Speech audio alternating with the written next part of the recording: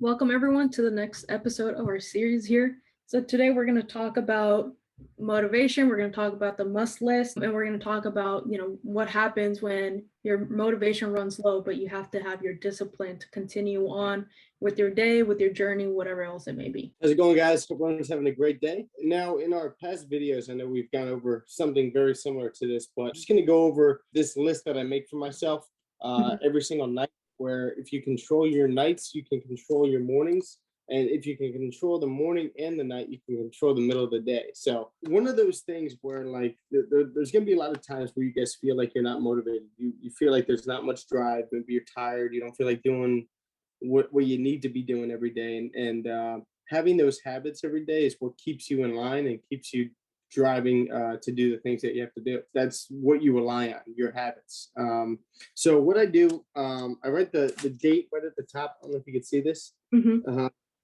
So I write the date at the top, and then right at the top, what you want to do is, like, let's say there's plenty of apps out there. I actually have this book, 101 Greatest Quotes of Life Goals and Success by Tony Robbins. Every single page has a quote on there. So I write one of those down every day, and they're cool little quotes. I have like notes in that book as well. But I write that quote at the top of this page. So right under that, I'll write my goals. So this happens every single night. Write my goals down. Could be anything. One of the best traders you could possibly be, certain thing that you want to buy at a certain point, maybe a house, something like that. You want to get down to a certain weight. You want to be benching a certain amount. If you guys are lifting, you're in debt somehow. You want to be out of that debt by this date. There's many things that you can put on there as far as goals and different categories of those goals. Under that, now I think we've gone over daily musts, right? I have a daily must list that I have to get done every single day, and I'll cover that in a second.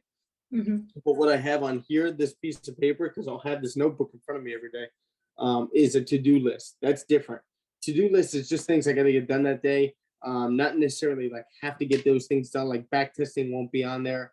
That'll be on my daily must list. But this will be like, send this email out to this person. Go drop this off at the mailbox, or all those things. I got to get that stuff done throughout the entire day. So that'll be the to-do list. And then on the back of the paper, what I'll have is the whole day planned out right over here, hour by hour, or just like a time block. Like, let's say 4 a.m. to 9 a.m. is a lot of trading stuff for me throughout the day. And then unfortunately, my days are pretty much different every single day after trading. So, I got to plan my days out that way. And then at the end of that, I have an AAR. I think we've gone over that, where AARs are called after action reports, or stand for after action reports. Special forces use this. People in business use this. Very successful people use these. It's basically like a diary of how your day went, or like a journal. If you're a guy, I picked that up from you, and I started using it as well in my journal. But then I modified it to, first I used to like write sentences and things. Now I have like bullet points of like what are some key things I got done. Or even if it's like, for example, like, how you have a different day to day, it's the same exact thing for me, right? There's a lot of different things that just kind of get thrown your way. And then it's like, okay, well, that was an important thing. And then like, that's one way that I kind of track my progress now. I like it. Yeah, that's awesome. Now, a lot of you guys are traders. You're a trader, obviously. This is massive when it comes to trading, because not only at the end of your day you can do this, but you can do this at the end of your trading session.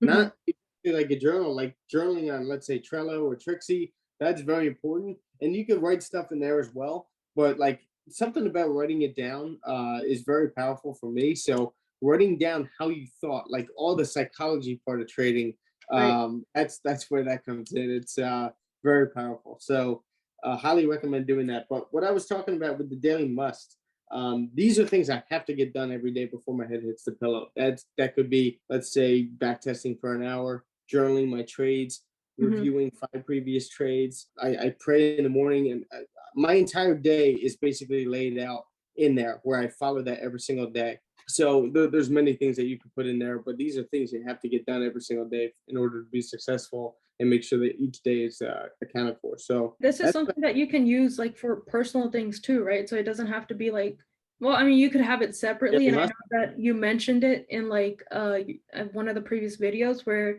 you used to have like everything just together, and then you like broke it up from like personal to like business, I think. I mean, you could essentially use the same exact concept for anything in general. Like it could be like business must list, or like a personal must list, or you could do like a mix. if you're able to. Yeah. Yeah, you can do whatever you guys want. Like, Yeah. whatever makes you guys comfortable. I mix everything up. Most of the stuff in the morning, like with me, deck of cards in the morning, right? Cold shower in the morning. These are all things, and it goes in order. Like and I have it set for reminders for each time, and it's pretty intact when it comes to like this is the exact time that I'm waking up. This is the exact time I chug a glass of water. Then I hit my deck of cards. Then I get in a cold shower, and that's like 4:45, 4:50. 5:15. Then I start the fundamentals before the live session. Then the live session starts at 6:30. And then Right. from 6:30 to 9, we're trading. And then after that, I do my journaling real quick before I hop on the drive. And Mhm. then, my day is pretty much different every day after that. Yeah. But I know I can control my mornings. But this is super important. You're probably looking at myself or Sharma and wondering like how it's so easy for us to wake up in the morning. It's because of this at night. If you Yeah. can control your night, it's much easiar to wake up because you're amped, you're ready to go, you're up and at it. Don't do this, and you don't have a clear purpose for your next day. You're gonna want to sleep in. Your bed's gonna be a lot more comfortable than it normally is if you did something like this. And that So kind of reminds me of like when we asked, or I asked on my Instagram, like what are some other topics that you guys want us to cover? Someone talked about like, what are the events that are in our life, and we always like kind of hint at it, like, okay, we have a busy day or we have like a different day to day. That's kind of where this comes in. Like you're still gonna have a little bit of structure. Like we can't sit here and tell you every single event that kind of goes on, right? It's gonna just take like way too long. But yeah, there's just, for example, handling trading, personal trading, and then you have like the mentorship, right? And then you have like your own business that you have to handle. And then within the business, you have like employees, you have meetings. There's a lot of different events that are happening throughout our days. For myself, for example, I have like 3 internships, and then I have like another like joint venture that I'm doing with somebody else. So then handling meetings with that. On top of that, you got trading. On top of that, I have like 2 other businesses that I'm trying to run, and then I have like school and stuff. So everything is kind of like different, but still having that kind of structure in the beginning of the day, and then at the end of the day, like how do I end off? yeah. What makes the most difference? And I think a lot of people naturally have anxiety. And I Yeah. think like if you're planning, this goes more into like planning your day out, right? Mhm. When it comes to by hour. Now it could get to you really easily because a lot of things, like especially as entrepreneurs or traders, things pop up in your mind or pop up throughout your day that you didn't expect. And if you have a whole day planned out, you could get all flustered and like, oh my God, like I'm not gonna be able to get my things done. Don't let that get to you. Just make sure that this is just going to keep you in line. And one thing that's really powerful too is going back and reviewing your past hour. Right, Mhm. go look at the past hour. Like, let's say, what time is it right now? My computer died, so 7, your time. okay, so it just became 7 o'clock. So from 6 o'clock to 7, how did that hour just go? Let me reflect on that. Did I get what I wanted to do done? If not, then I can control the next hour. A lot of people do that by the day, but if you do that by the hour, it's going to be powerful, and you'll be able to control your day a lot better. There's that, and there's also like some people like very easily sometimes you can just look at your schedule and think like I have way too much going on, right? And then if something else happens and you have to add that in, then you can get overwhelmed by that as well. Like I just have so much going on, like how do I get through it? I don't have time for myself, and then you kind of exhaust yourself out or like have a burnout, right? So you could go both ways, but again, it comes down to like everything that we're saying here, it's quite subjective. Modify everything like according to how you are. Everyone's kind of different. So for me personally, like I see like an entire schedule. Usually all my days are packed, right? Like 4 a.m. when I start, like that's all trading until like around 6 o'clock. And then after that, like it's just meetings with students or anybody else, get some work done. If I have to like go out and take care of business, all of that. So like every single hour is like accounted for. And that itself can also give some people anxiety too. So you have to Yeah. kind of figure out like what works for you, what doesn't work for you. Yeah, and I know I sound like a broken record.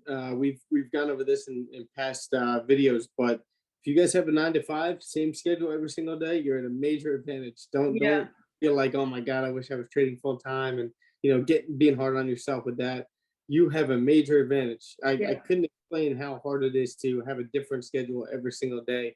I mean, we control our mornings, and sometimes we control our nights. Sometimes I get in very late, and then I got Mhm. to wake up early, and no matter what, I'm waking up and still doing my deck of cards, even if I get 2, 3, 4 hours of Yeah. sleep. I'm still gonna do it. But you know, it weighs on you. So the fact that you guys had that 9 to 5 every single day, you get out at 5, that's an awesome thing to have. Mhm, Like I'll give you a quick story about this is before I was trading.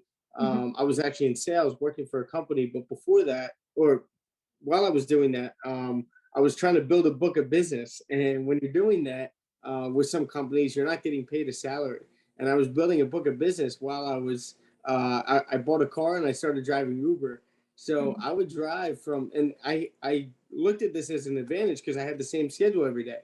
And you may not look at this as an advantage, but like my schedule was from 4 a.m. to 8 a.m. I would drive Uber, bringing people to work, bringing people wherever, and then I would get ready for work from 8 to 9, go into work at 9, get out at 5, go to the gym, and then drive till 10 o'clock at night. And it was very easy to do that because it was a routine. Every single day I was doing that. I don't have that right now, but it's obviously I'm doing much better than I was at that point monetarily. But yeah. it's I There's just like look at that as being an advantage.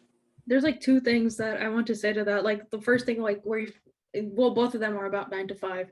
The first thing is that 9 to 5 and having like that structured day, like you're explaining right now that you had, that's a good thing, right? And it kind of comes back right to the main question that we're trying to answer here. Like, what do you do, or how do you make sure that your discipline overrides your lack of motivation sometimes? And it's because you have those structured days. So many times I'm pretty sure you felt like, it's a long day, or I'm tired, or I came in late, and like, I woke up early. I don't know if I can do this today, right? You could have easily just called in sick, or whatever it is, on days that you're not sick, obviously, but you just want to take a day off. But you know yourself that that's where the discipline it kicks in, that that these are tasks that you need to complete every Mhm. day, right? And that's the hardest part, because when you come onto trading, you don't have that structure. You don't have somebody sitting over your shoulder. You don't have a boss sitting there telling you, like, why didn't you get this done? Why didn't you meet your target? Why didn't you meet your quota this month, or something like that? It comes down to self-discipline. So if you have those structured 9 to 5 days, use that to learn the skill sets of discipline, right? Learn the skill sets of how do you overcome like the lack of motivation, or like what are some new skill sets that you want to be learning. In every single venture that you do, there are always going to be things that you learn, right? And then that brings me to the second point, which is a lot of times I get the message of like, a 9 to 5 being a bad thing, and it's not necessarily a bad thing. It's changing your mindset, and we talk about that so much in this series itself, or whoever else that we interact with, that it's all about your mindset, right? So if you think about that 9 to 5, and you think about like, I'm just getting a paycheck and this is all my life is, and we see it being promoted across industries that go have that financial freedom, go have that financial, or like freedom of time and things like that. But that all comes from you learning skill sets. So if you never had a 9 to 5, if you never worked, if you never went through that struggle, how do you build those skill sets, right? If you jump into a business, in a 9 to 5, you have a certain job title, you go and do a certain job. As an entrepreneur, when you start your own business, you do everything. You don't have a specific job, Yeah. right? And that's where like that change in every day, a day to day comes in for us.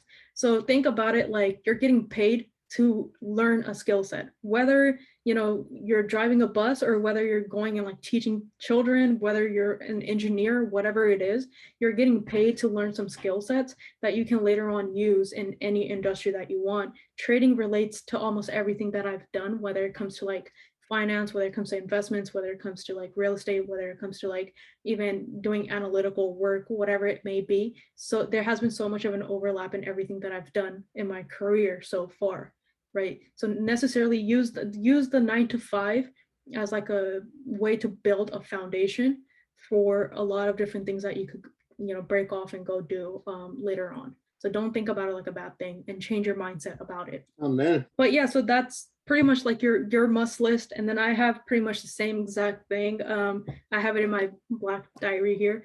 And so I write down like key points, like every day, what are some key points? And mine's not really that long, like compared to yours.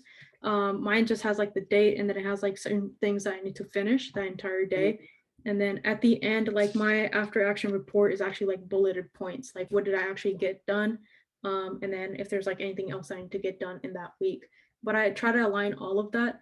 Like I talked about in my last video, I actually have like yearly goals and they have like quarterly goals, right? I break down all those into quarters and I break those down into months. And then like every month, every day I'm writing down these goals, or every night I'm writing down these goals. It's like, how am I moving closer to my monthly goal? And that's how you overcome, or you make your discipline overcome your lack of motivation. And when you guys make your goals, make them very specific, right? Yeah. Very date oriented and very exact numbers that you want to reach or exact date that you want to hit.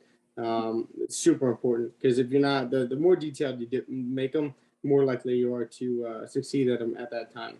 Yeah, and make it very realistic too, right? So, for example, in trading, in my trading plan, I have written down that if I'm taking a swing trade opportunity, then by the end of the month or end of the week, I should be able to make like 20% equity increase.